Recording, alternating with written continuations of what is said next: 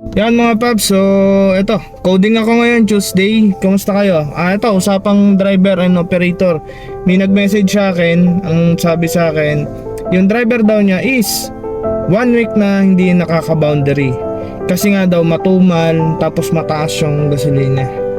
Taas yung presyo ng gas. So, ayun, madam, masasagot ko po yun na hindi naman po ganun katumal. At yung gasolina naman po, mataas pero mas okay na compare nung last.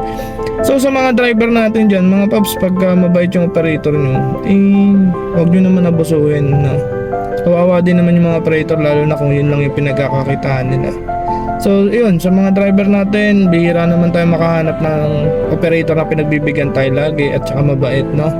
Then sa mga operator naman, maging mabait din kayo sa mga driver nyo, kasi bihira din naman yung mga driver na mabait, na hindi tatarantaduhin yung mga unit nyo at hindi papasakitin yung ulo nyo, no?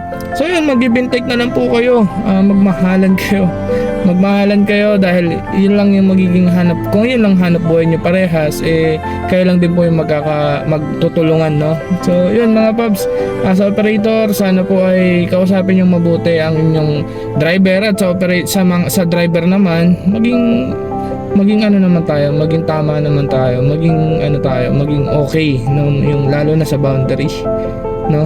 Mahirap makarma, no? Sa mga driver, mahirap makarma. So yun lang mga paps, ari sa inyo, kita-kits sa kalsada.